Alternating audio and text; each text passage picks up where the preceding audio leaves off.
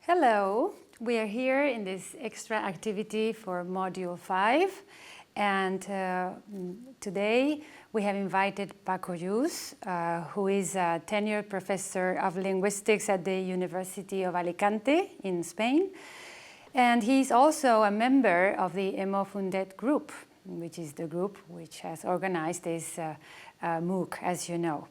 His main areas of research are internet-mediated communication, humor, irony, relevance theory, and pragmatics in general.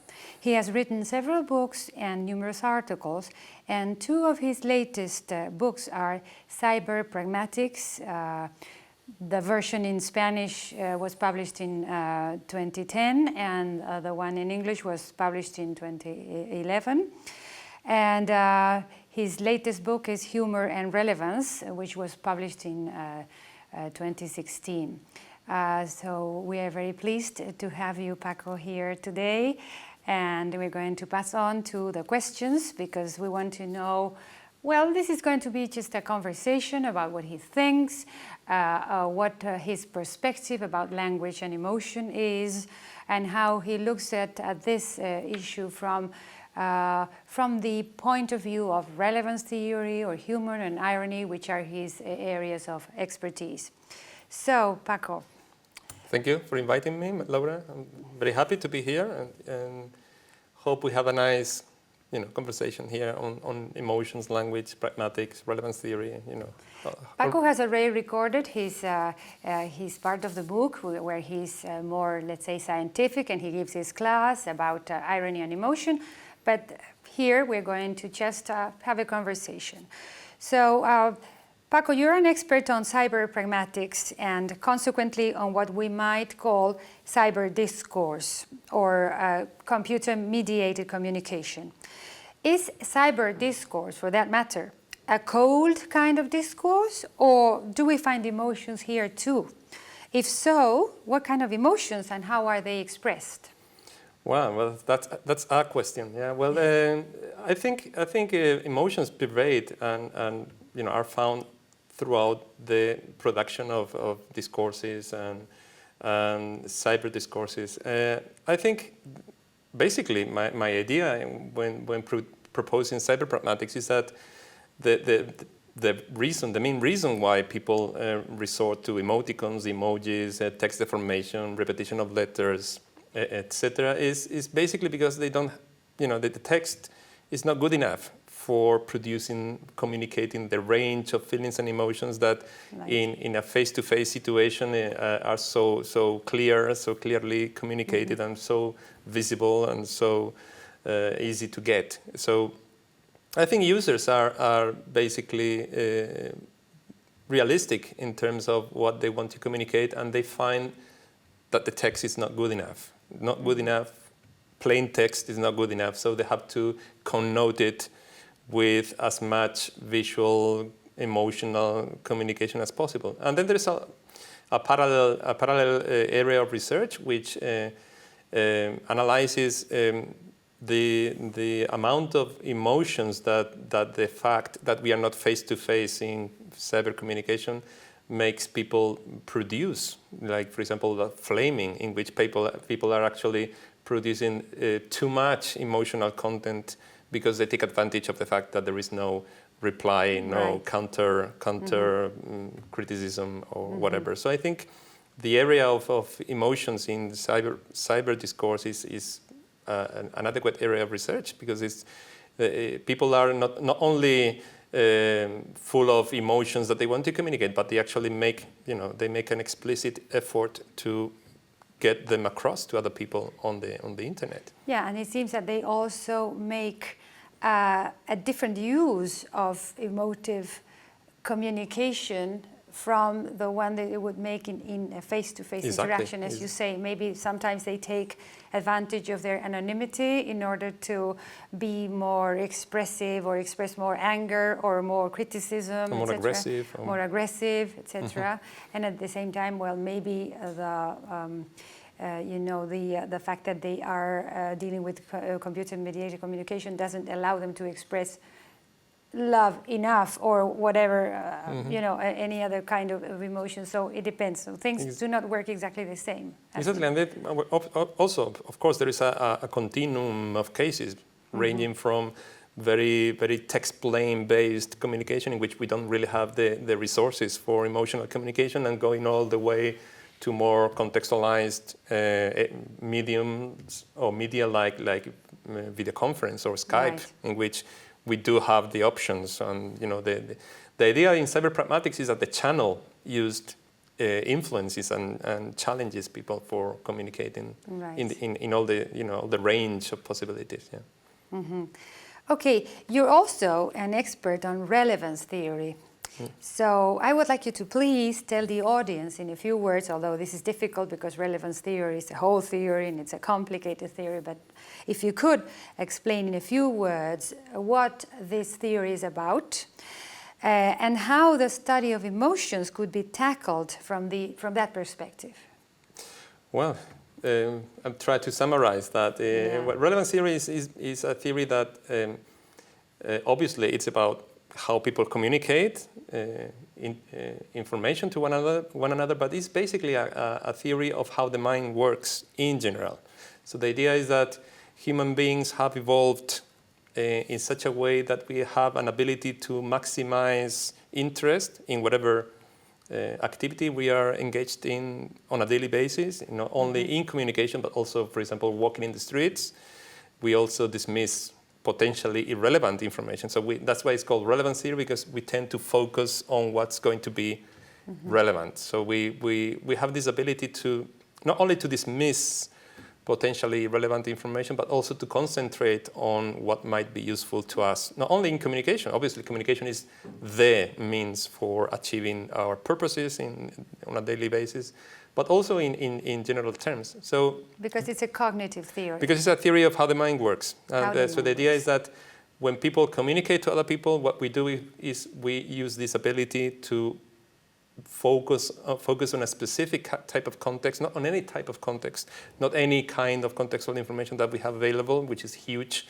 We have an ability to focus on a specific bit of contextual information, and we have an ability to have an arrangement of interpretations and select the most interesting one. And that's very applicable to, for example, to humor, in which the humorist knows that certain interpretations are more relevant, more likely, and then invalidates the ongoing interpretation and makes the hearer realize that they had been led all the way into the wrong interpretation. So the idea is, so basically the idea of relevance theory is that we are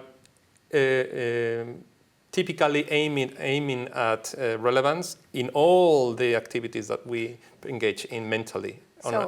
And as an application, and a specific application, we do that also with verbal communication. And it's concerning emotions. Emotions are relevant when they produce an effect on people. So sometimes emotions are worth having a look at, worth interpreting, worth finding an interpretation for. Sometimes emotions are not really interesting if they don't yield any effect. And relevance theory concentrates on intentionally communicated emotions. But I think it's also to do with spontaneously produced ones. That even if, I would say, as long as they have a consequence on what we interpret. For example, you can say, I'm not nervous, and your body is sweating and everything. So I think this kind of interface between verbal and non-verbal, even if it's not intentional, is interesting in its own sake. So I think, so relevance theory is basically a cognitive theory of the human mind, and with an application on communication. And that the same things that we do when we walk on campus here at UNED, or when we dismiss most of the things that surround us because they're not interesting, we do that with communication. So in short, and in very simple terms, relevance theory tells us that we focus on what's important. Yeah, on what seems to be important to us. Obviously, there are boring people that obviously don't produce any interesting things to us. But on paper, we focus on what people might want to tell because we think it's going to be interesting to us. Right. And emotions allow you to focus on that too, because you perceive emotions Exactly. and you communicate emotions. Yeah, exactly. Well. The mind reckons that some emotional activity is going to yield some benefit if we do pay attention to that. Otherwise, there are some expressions of emotions that just go unnoticed because we don't feel it's going to be, producing consequences to us. So we just dismiss them as, and we don't realize that we're doing that because that's part of how the mind works. And we don't really know why we select an interpretation and not other because inevitably we have a tendency to maximize relevance. So for humor, for example, we are inevitably going to select an interpretation that the humorist wants us to pick up. And we just cannot go any other way because that's how the mind works. So that's interesting. Yeah. Right.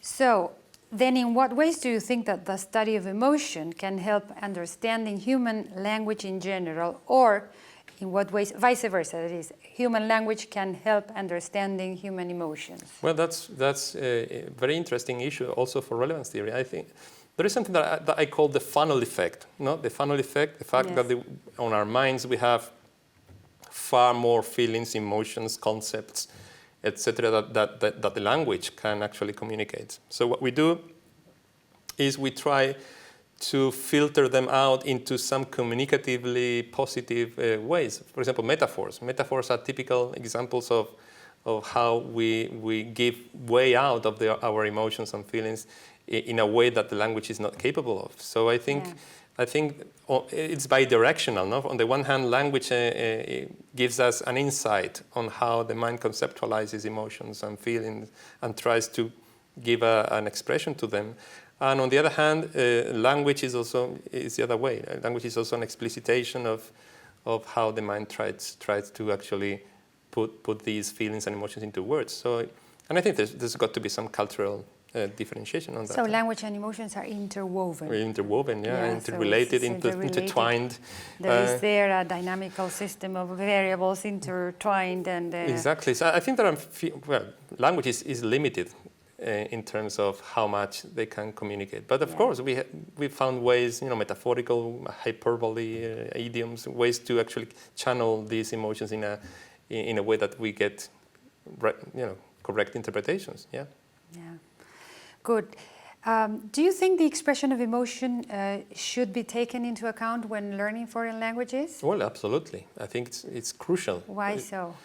Because when we learn languages, we realize that people living in a specific culture tend to conceptualize emotions in a specific ways. No? So there might be differences, especially in the way these emotions are coded in terms of metaphors, idioms, etc. So when we learn languages, we not only learn the phrases or idioms or metaphors themselves, but also the channeling of them, why they exist in the first place. No?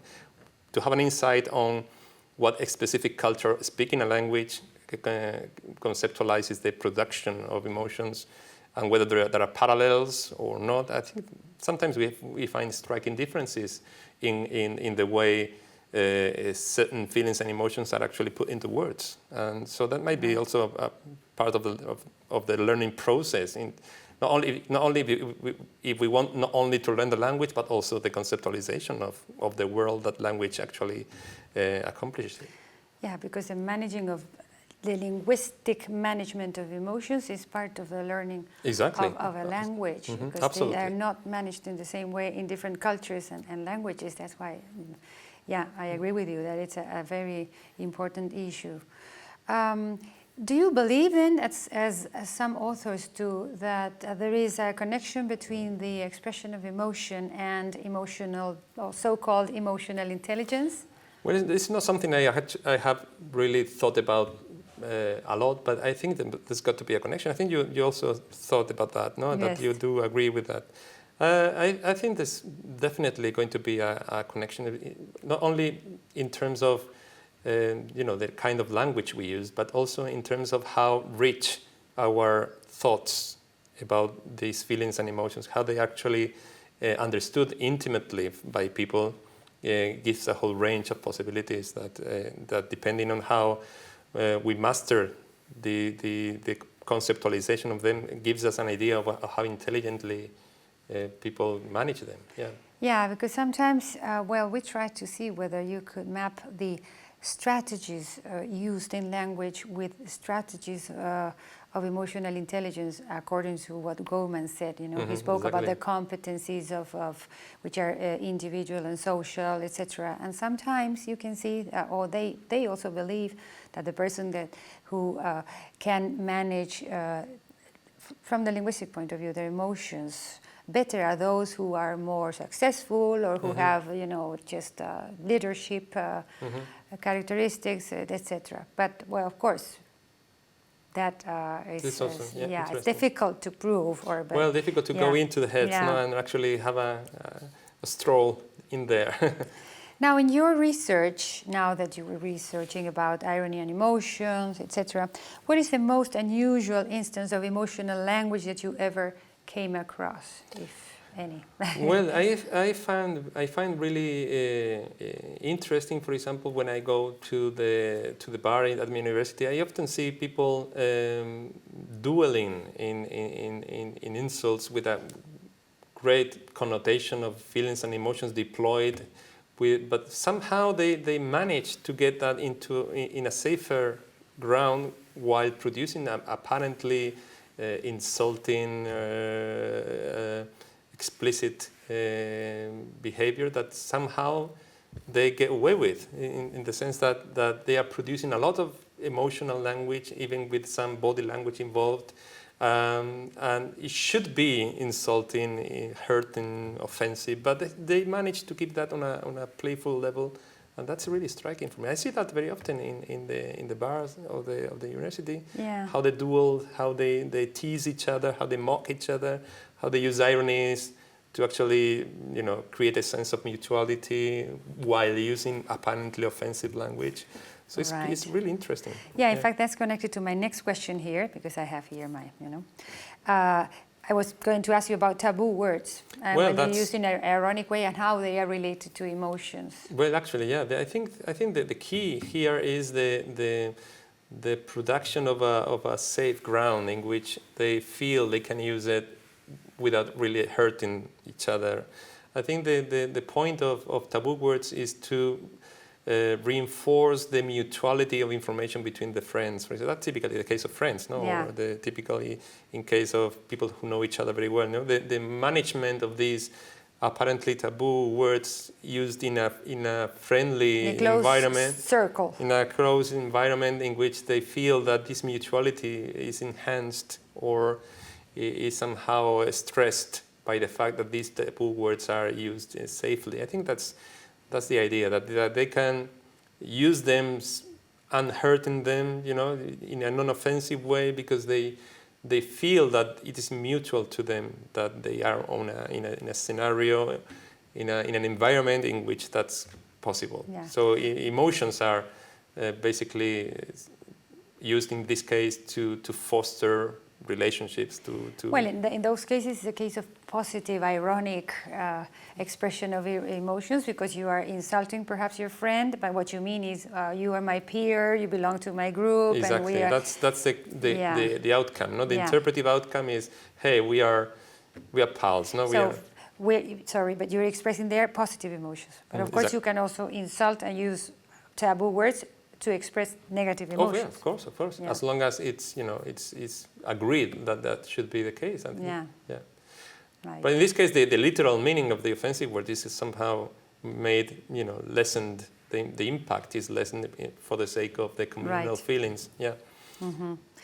And well, you've already talked a little bit about this, but again, there's a relationship between humor and emotion as well. Of course, yes. And actually, in the book, you mentioned at the beginning of the presentation humor and relevance. Humor and relevance. I proposed an extension of the relevance theoretic analysis to include two terms that I think are directly related to your question. The first term is called contextual constraint, which are elements that frame the communicative situation, that frame the humorous communication, and in that area of contextual constraints, I include the hearer's feelings and emotions, the mood of the hearer, the beliefs of the hearer that might have an impact on whether the hearer finds the joke amusing or not. For example, beliefs about sexist opinions or not being in the mood for humor or whatever. Right. And the second one is